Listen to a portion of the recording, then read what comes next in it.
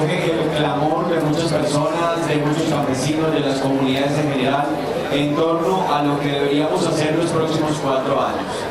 Toda la relatoría, la transcripción de las mesas, le hacemos un trabajo juicioso para que antes de entregar nuestro plan de desarrollo a la Asamblea Departamental podamos hacer un trabajo de agrupación de necesidades, un poco no solo frente a la necesidad una a una, sino poder agrupar esas necesidades que se van apareciendo y conformarlas en programas o proyectos que permitan para muchos de los habitantes de Cundinamarca acceder a importantes recursos y poder poner solución o fin a sus problemas.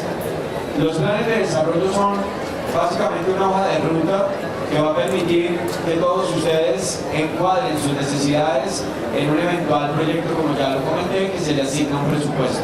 Esa matriz de programas y proyectos se va a alimentar de aquí al 28 de enero, donde cerraremos ya nuestra matriz de programas y proyectos, de metas, de indicadores, el 28 de enero. ¿Por qué? Porque ahí vamos a terminar en el municipio o en la provincia de Río Negro, mejor, en Cacopí, en Bajo Magdalena, en Puerto Salgar, Guaduas. Ahí terminaremos nuestras mesas y cerramos ese capítulo de matriz de programas y proyectos.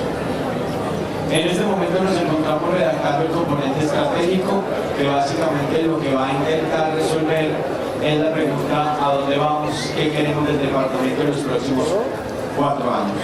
Pero también con un esfuerzo prospectivo de planear y de pretender alcanzar una Cundinamarca en 20 años con unas aspiraciones prospectivas que aquí han venido siendo contadas.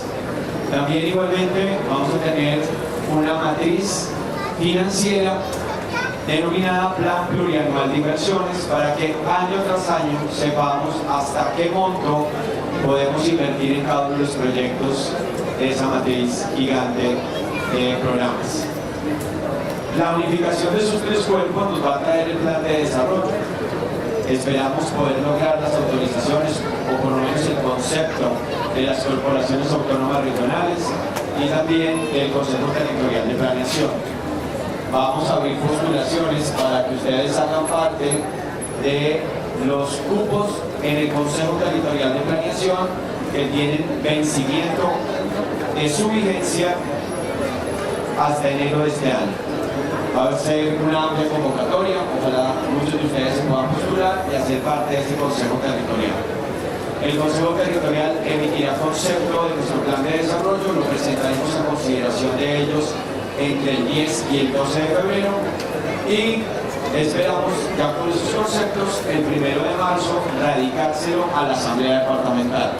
La Asamblea Departamental tendrá un mes, 5 semanas, ojalá, para que puedan estudiar y aprobar ese plan de desarrollo.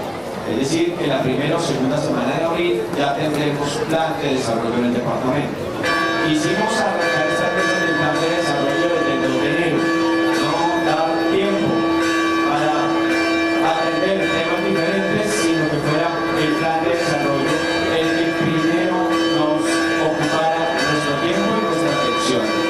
Esperamos ser el primer departamento en el país en entregar el plan de desarrollo a la Asamblea Departamental. Esto nos va a garantizar que seamos los primeros en ejecutar en línea al plan de desarrollo, que podamos ya tener disponibilidades presupuestales, que podamos hacer contratos rápidos, que podamos hacer convenios con los municipios para ejecutar todas y cada una de las apuestas que tenemos en lo que viene en nuestros 4 años. Una vez tengamos ese plan de desarrollo, entonces pretenderemos ir nuevamente a los municipios. Estaremos en Vianí, en Guayabal, en Pituima, en Purí, y estaremos nuevamente en San Juan, contándoles que de todo lo que queda, de lo que quedó en el plan de desarrollo le corresponde a cada municipio, además de todas estas apuestas que escuchamos con atención, que nos preocupan en la medida que entre más apuestas, menos posibilidad de atender todos los proyectos, pero ese es el dilema que tenemos que resolver. El dilema del gobernante es: queremos hacer todo, pero no tenemos la plata. ¿Cómo hacemos para priorizar? ¿Cómo hacemos para decidir qué sí y qué no? Pues será también un acuerdo poco a poco que vayamos alcanzando con la institucionalidad, con los alcaldes, y decidir de todas esas matrices de intereses a dónde queremos ir a apuntar la inversión, y que cuando vayamos a los municipios podamos firmar un acta de compromiso con cada municipio con 60, 70, 100 puntos, y que esa acta de compromisos la podamos monitorear, que la podamos poco a poco en el tiempo ir supervisando, que podamos rendir cuentas periódicamente en estos parques principales, que podamos decirles cómo avanzamos en el cumplimiento de cada una de esas metas, que el alcalde, la alcaldesa pasen al tablero, que los secretarios pasen al tablero y que todos puedan decirle a la comunidad cómo avanzamos en cada compromiso. No podemos descartar que existirán variables exógenas difíciles de controlar en cada una de las metas que nos propongamos, pero haremos todo el esfuerzo para lograr cumplir con todas y cada una de las expectativas que en abril, mayo, cuando vayamos a los municipios, nos comprometamos.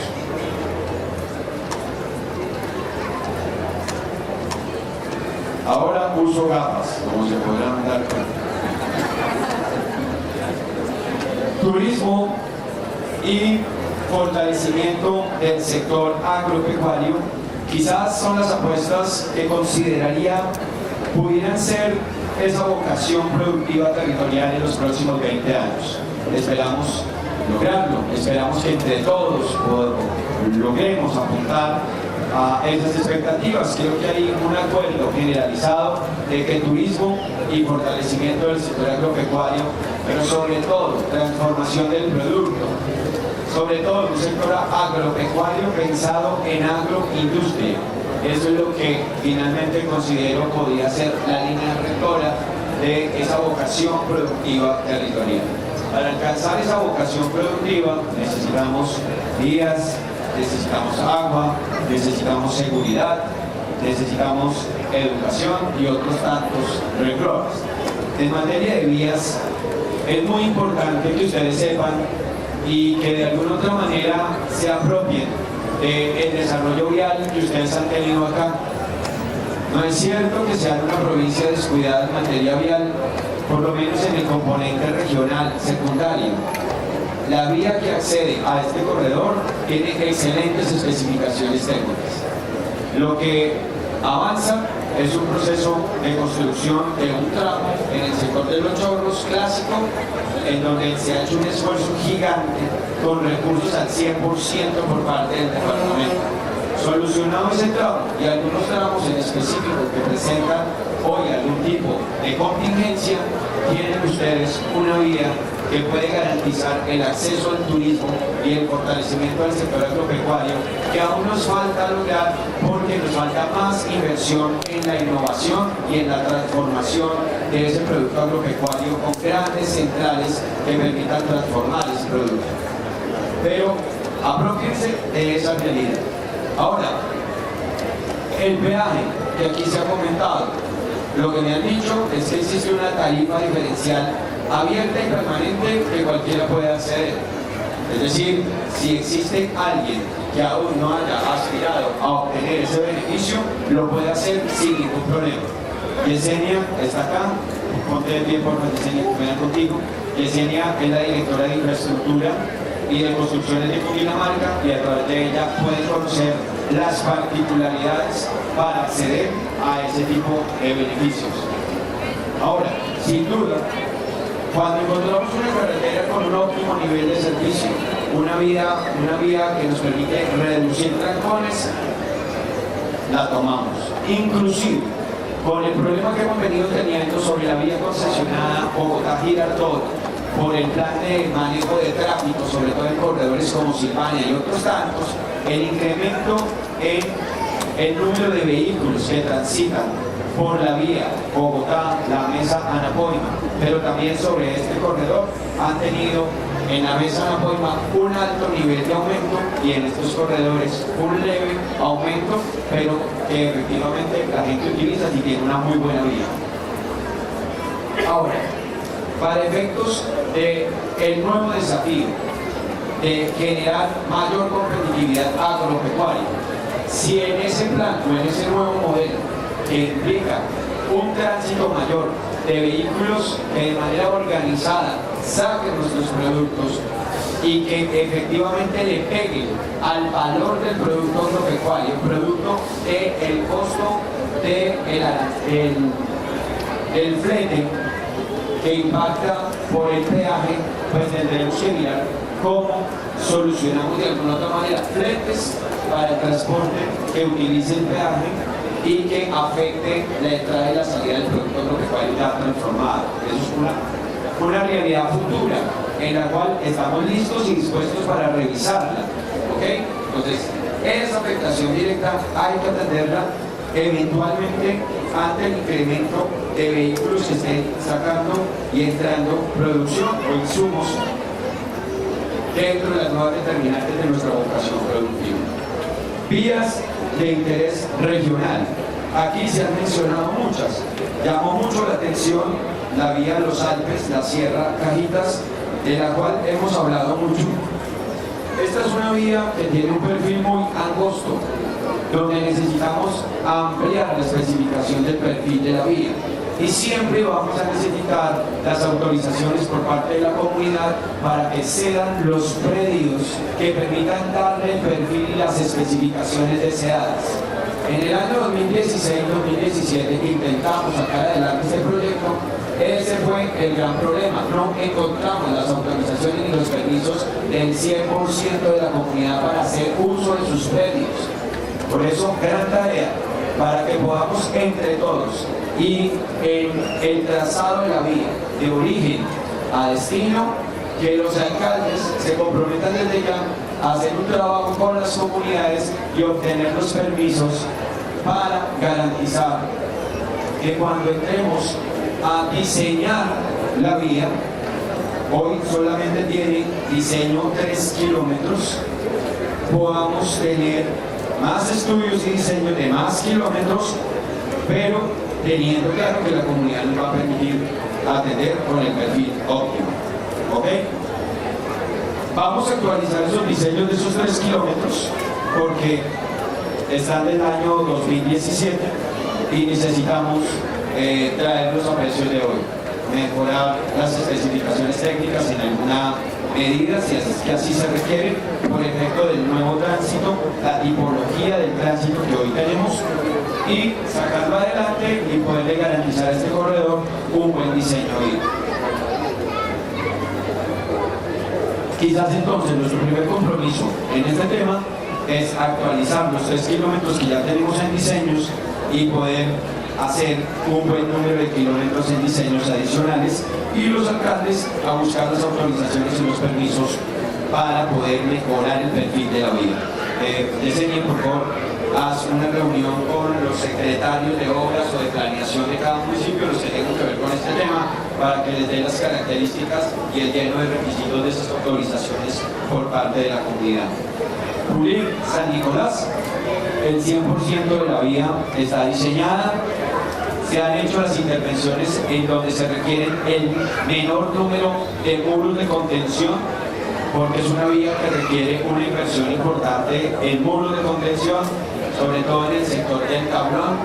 Allí se requeriría una inversión superior a los 50.000 millones de pesos para poderlo sacar adelante, lo que significa que nos corresponde hacer un ejercicio tranquilo y consciente en nuestra ida en abril para saber si preferimos empezar a tender muros o si preferimos empezar a hacer tramos segmentados, tramos de intervención de carpetas asfálticas ubicadas en otros corredores.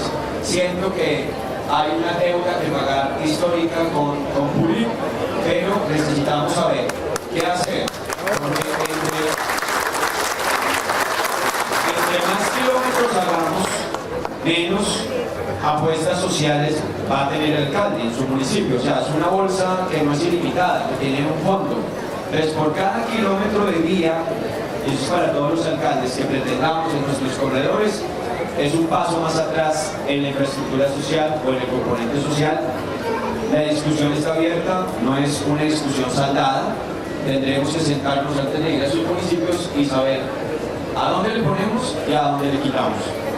Ese es el dilema del gobernante.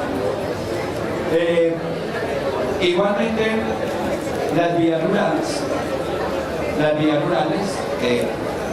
la experiencia nos indica que los combos de maquinaria no garantizan, entregados a los municipios, no garantizan la mayor estabilidad de nuestras vías. Hemos hecho esfuerzos gigantes, no sé, me atrevo a decir que hemos sumado 250.000 millones de pesos en los últimos 8 años entregándole maquinaria nueva a los municipios. Yo creo que más cerca de los 300.000. Y a los 2 años la maquinaria está destruida, está casi chatarrizada. Y no es de malos los alcaldes, realmente es porque el nivel de necesidad que se tiene de la maquinaria amarilla es tan grande que queremos cumplirle a todo el mundo y la llevamos a su máxima expresión o capacidad de uso. Entonces, el dilema del gobernante me está llevando de las veredas altas, de las veredas bajas, de las veredas de occidente, de las veredas del oriente. ¿Y yo qué hago?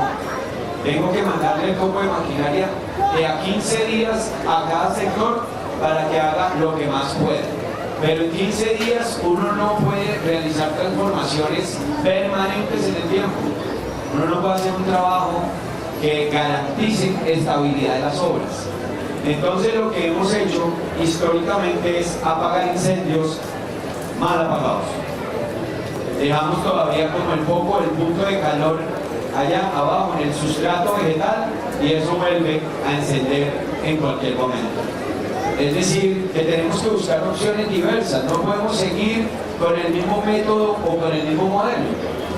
Nosotros creemos que los copos de maquinaria que ha administrado el departamento ha sido una buena experiencia, porque permite acompañar a los municipios en programaciones, en algunos momentos específicos en el tiempo, en el año. Y cuando reciben el copo de maquinaria del departamento, los alcaldes o alcaldesas, es un oasis, es un almíbar. Pero tenemos un gran problema, que cuando mandamos el copo de maquinaria, adivine qué pasa, no lo dejan salir. Entonces, mi bienestar es el perjuicio del que tiene la programación. Y a pesar de que hacemos levantar la mano y juramos que efectivamente vamos a respetar esa programación, adivinen qué pasa. Es muy difícil que la respeten porque la comunidad se les viene encima y entonces ellos entran en pánico. Pero estoy prediciendo un poco lo que va a pasar. Bueno, usted, el Paul sabe un poco que eso es así. Sabe claramente que es así. Entonces entramos a preocupar. Y adivinen quién queda mal. O sea, no queda mal el alcalde que retiene la maquinaria. Quien queda mal es el alcalde el gobernador, perdón, que se aventuró en un evento público a decir: tranquilo alcalde, que le llega la máquina en el mes de febrero. Pasaba febrero, marzo, abril, lluvias mil, no se puede utilizar la maquinaria, le llegaba finales de mayo, inicios de junio, si es que le llegaba. Entonces no podemos degenerar la confianza de la gente, porque la gente confía que hay unas fechas en específico. Entonces, repensar un modelo casi que nos obliga a que este modelo del Fondo de Caminos Vecinales le preste un gran servicio al departamento y a los municipios. Es contratar por lotes la atención de corredores estratégicos principales para quitarle esa responsabilidad a los alcaldes hasta de un 20% del total de sus vías rurales concentradas en corredores principales. Es decir, la capacidad que ustedes desplegaban para atender esos corredores principales, ahora ya no la tendrán que hacer ustedes, sino que esa capacidad tendrán que trasladarla a los ramales. Y los ramales tendrán que deben tener la mejor atención posible de acuerdo con las herramientas que tengan. Consideramos que es posible consentir, como acá se dijo, una volqueta. Bueno, está bien, podría ser una volqueta. Un vibrocompactador, bueno, podría ser un vibrocompactador con un porcentaje importante de cofinanciación del municipio. Es la única forma que nos duela un poco que la máquina se dañe, que no tenga aceite, que no tenga su mantenimiento preventivo, su control necesario.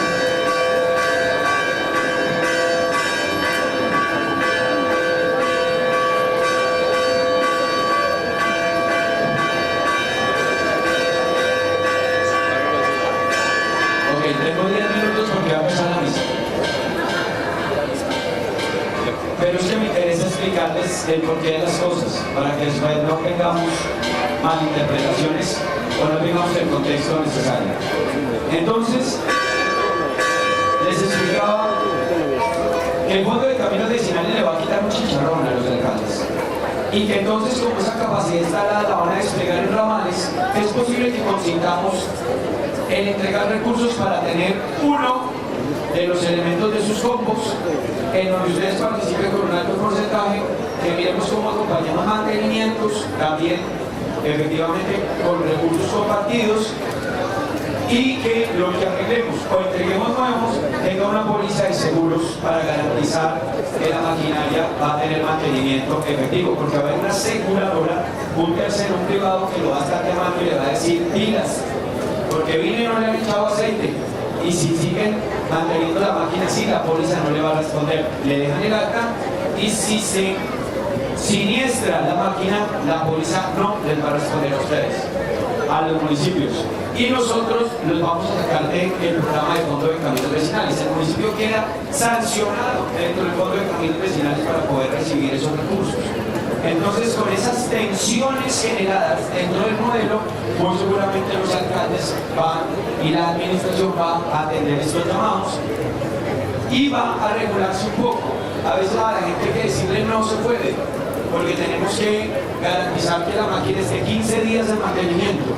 15 días de mantenimiento nos exceptúa o nos aísla de poder estar en terreno, pero nos garantiza de estar dentro del Fondo de Caminos Vecinales. Y lo otro es que pudiéramos, con recursos también unificados, en una gran bolsa, en donde todos los municipios aportan y en donde nosotros aportamos de manera decidida, crear no un banco de maquinaria, sino un banco de tiempo, un banco de horas, para que ustedes puedan utilizar horas de maquinaria, quitándose ustedes el costo de administrar y de operar las maquinarias, que es operarios, gasolina, repuestos, más la sombra que tienen las maquinarias de que la gasolina se la roban y que los repuestos también se los roban y los venden y que por eso las maquinarias no duran. ¿Okay? Entonces, lo que hacemos es crear una gran bolsa de tiempo, de horas, para que ustedes puedan acceder a horas en el año que deciden ustedes si se las gastan en 15 días, si se las gastan en 2 meses o la tasan periódicamente para que les dure todo el año. ¿Okay? Eso, de alguna otra manera, permitiría buscar un modelo diferencial para hacerle frente a tanta responsabilidad en materia de vías rurales. Esta discusión no está cerrada, recibimos observaciones, sugerencias, comentarios, pero hacia allá debe tender el modelo. No podemos seguir haciendo las mismas cosas. En agua necesitamos seguir trabajando planes maestros de acueducto del alcantarillado. Debemos revisar lo sucedido aquí en San Juan, gerente de Empresas Públicas de Cundinamarca, para que revisemos que culminadas las obras y ya puesto en funcionamiento la distribución, no tengamos inconvenientes de fugas, no debe existir fugas, el sistema debe funcionar perfectamente y eso lo tendremos que garantizar a la mayor brevedad, o si no, imponer o activar las cláusulas de obligación de los contratistas y adicionalmente las pólizas a que haya lugar para que las cosas se hagan bien. A la comunidad que ha manifestado su inconformismo por el desarrollo de esas obras, mucho de lo que ustedes han apreciado tienen razón, que específicamente algo ha venido sucediendo que no ha permitido que ese contrato se entregara en el momento justo y que adicionalmente hoy no tengamos todavía el servicio. Vamos a trabajar serio y responsablemente para poder responder de la mejor forma. Aquí todos hacen lo que mejor se puede, pero definitivamente los planes maestros de acueducto y alcantarillado son un chicharrón. en Cundinamarca, en Colombia y en Colombia. Son un chicharrón. Este modelo, como está estructurado, es un chicharrón. Estos modelos, no conozco el primer plan maestro de producto del alcantarillado que se haya terminado sin ser reformulado en el entretanto. Es decir, cambiar algunas especificaciones técnicas y necesitar adiciones presupuestales. No conozco el primero. EPC me dirá si alguno ha contado con esa suerte. Y aquí tendremos que solucionarlo. Y aquí tendremos que darle respuesta absolutamente integral a la comunidad. Pero atención, porque escucho que hay anhelos y pretensiones de hacer más fácil el plan de maestros de acueducto alcantarillado y sobre todo en centros poblados que lo requieren y lo necesitan. Sí, pero a correrse digo, porque no vamos a contratar planes maestros de acueducto y alcantarillado en el tercer y cuarto año. Lo que se logre viabilizar en los 2 primeros años y contratar, se hará. Lo que no, no se hará. Porque entonces nos va a pasar lo que ha pasado en muchos sitios. Y es que ningún alcalde que llega a emprender su gobierno ve con buenos ojos, con buena cara y siente la necesidad de terminar la obra del plan maestro del anterior. Porque todo el mundo quiere mostrar obras que se vean. Todo el mundo quiere mostrar obras en sus realizaciones, no en las de los demás. Y un plan maestro con vías destapadas, 2, 3, 4 años, no es lo que queremos dejarle a los municipios. Necesitamos hacer las fases que podamos lograr y dediquémonos a viabilizar los proyectos que podemos sacar adelante. Junto con las plantas de tratamiento de agua residual que requerimos, que necesitamos sí, pero que primero deben llegar los colectores. Deben llegar los colectores para poder hacer las plantas. Y hay una discusión también muy gigante y grande, y por eso, alcaldes, cada vez que ustedes piensen en entregar una licencia, la responsabilidad de construcción es que impongamos cargas que permitan que la suma de cargas garantice la construcción de esas obras que son del beneficio común y que nadie hoy quiere hacer o que hoy nadie quiere financiar. Cuando dejamos que el crecimiento se les vaya acumulando y no le cargamos eso a los urbanizadores o a los que están haciendo proyectos de vivienda, pues definitivamente después le va a tener que poner el municipio y el municipio no tiene plata. Le va a pedir al papá y el papá va a decir, hombre, no tengo tanta plata tampoco. Le vamos a decir a un tío y el tío pues va a decir, pues muy difícil, tampoco tengo plata. Y se va acabando la familia. Es más, los familiares que antes nos visitaban cada 8 días ya no vuelven, porque saben que le estamos buscando platas. Esto es para que nos organicemos bien y que estos municipios que aún no han crecido en la tasa que han crecido otros puedan imponer ese modelo de cargas a los proyectos urbanísticos del futuro. Que ustedes prueben instrumentos de captura de valor como plusvalías, valorizaciones, etcétera, a futuro, que puedan ayudar a financiar este tipo de proyectos. Porque las petas hay que hacerlas, hay que solucionar los daños ya hechos, de centros poblados sobre todo, pero lo que nos preocupa es la operación. No hemos resuelto todavía esa duda y esa inquietud. ¿Cómo las vamos a operar? ¿Cómo se va a pagar los bomberos? ¿Cómo se van a pagar los químicos? ¿Cómo se van a pagar los operarios? ¿Cómo se van a pagar el consumo de energía eléctrica? ¿Sabe qué dice la ley de cómo se deben operar las petar? Cargadas a la tarifa a los usuarios. Yo quiero preguntar y hacer un ejercicio que lo he hecho en todo el departamento, bueno, en las últimas mesas, y es quién de los acá presentes, si se le construye su petar en su centro poblado, está dispuesto a vía tarifa pagar la operación de esas petar, es decir, el recibo le va a llegar más caro, un poquito más caro. Levántame la mano, ¿quién estaría dispuesto a hacerlo? Ok, es lo que encontramos en el departamento, que la abrumadora minoría está de acuerdo con pagarlas, el resto no, y se tiene algo justa razón, pues la circunstancia del país, la inflación, etcétera, etcétera, no es que nos permita decir sí, de una. Pero ese es el dilema del saneamiento. Hay dilema del gobernante, hay dilema del saneamiento. El dilema del gobernante es quiero hacer todo, pero no tengo la plata. Y el dilema del saneamiento es quiero mi planta de tratamiento de agua residual, pero no tengo cómo operarla. y la operación alguien la tiene que pagar. Y si el municipio se mete en ese chicharrón, entonces le está quitando campo también a sus compromisos sociales, a los compromisos varios que tienen desde el componente vial, de infraestructura o social. Esa discusión no está cerrada. Para efectos de plan de desarrollo, en el plan de desarrollo tendremos que dividirla con el concurso de todos. Producción agropecuaria, incentivando la transformación, la innovación, que el plátano de San Juan y de toda la provincia se presente de manera diferente y lo podamos vender a grandes cadenas, será gran obsesión. La fruta, el café, que los caficultores encuentren en nosotros un gran respaldo. Por eso, sin duda, van a tener un gran aliado. Marcos Barreto es nuestro secretario de Agricultura, 11 años, y director del Comité de Cafeteros de Cundinamarca, una persona súper probada en los temas cafeteros. Es el segundo que sabe más de café en el país. El primero es el señor Juan Valdés. Y esa experiencia y esa capacidad la va a poner al servicio de las demás cadenas productivas. El extensionismo cafetero tiene que ser una apuesta para el sector panelero. Son las buenas prácticas de una cadena que tienen que ser trasladadas a otras.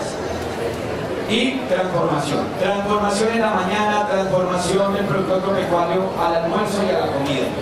Vayamos trabajando sobre estas apuestas para que con un concepto macro, no de entregarle plantitas a cada asociación, sino es una gran planta de procesamiento de alguno de los productos agropecuarios en este corredor que implementemos acá. Administrada con inversión, administración y operación del departamento a través de la agencia de comercialización. Que nos comportemos como inversores privados, como si hubiera llegado Papas Margarita, o como si hubiera llegado, bueno, Papas también tienen sus platillos, ¿cierto? Como si hubiéramos llegado Papas Margarita, PepsiCo, hubiera llegado a San Juan. Así tenemos que comportarnos. Nosotros llegamos, montamos nuestra planta, el departamento la invierte, el departamento la opera, y en un proceso de crecimiento de las asociaciones vamos entregando las responsabilidades a las asociaciones hasta que finalmente se las podamos entregar en 10 años, 8 años. Pero tenemos que hacer algo acá. Acá es el compromiso. Una de las plantas de transformación tendrá que ser acá, en este corredor. ¿De qué? De lo que acordemos entre todos. ¿De qué manera? Pues como lo acordemos todos. ¿En qué tiempo? Cuando haya plata. No, mentira. Tiene que recursos de ciencia, tecnología, innovación. Tendremos que buscar elementos diferenciales. Si es para comprar una máquina que ya existe, a eso la planta de ciencia y tecnología no está, pero tenemos que buscar tecnología diferencial para que pueda ser patrocinada con esos recursos. La figura del defensor del usuario de la energía eléctrica ante las fallas de NEL, alguien que sustancie, alguien que le acompañe en su queja y reclamación de principio a fin, para que en él o corrija o se llene de sanciones por la Superintendencia de Servicios Públicos. Vivienda, mejoramiento de vivienda, gasificación. La Secretaría de Minas, Energía y Gas va a contratar a EPC para que EPC genere un modelo innovador que no necesite de extensión de red para llegar a tener gas en veredas distantes. Necesitamos echar atrás el gas con tubo, el gas de conexión por tubo a larga distancia. Existen mecanismos tecnológicos diferenciales e innovadores que permiten esa tecnología. Tenemos que intentarlo para ver cómo nos resulta. Empecemos un piloto, que ese piloto arranque por alguno de estos municipios y logremos verificar si este tipo de tecnologías garantizan estabilidad en el servicio. Panelería solar para colas eléctricas. El plan de desarrollo debe contemplar turismo, incentivar esos planes turísticos, pero es muy sencillo. Necesitamos inventario de los sitios, de los productos, de los saberes, de los conocimientos que nos permitan tener turismo. Los alcaldes deben empezar ya, Antonio, deben empezar una caracterización y un inventario de sus productos turísticos de manera organizada, bajo una metodología y una estandarización. Agua a la vereda, acueductos veredales, nuestro apoyo y nuestro trabajo decidido por ustedes será una de nuestras grandes apuestas. Tendremos que entregar ya no hasta 40 millones, tendremos que entregar más para que los acueductos puedan invertir en lo que hasta ahora no han podido invertir. Me solidarizo con el único acueducto que no existe o no está constituido.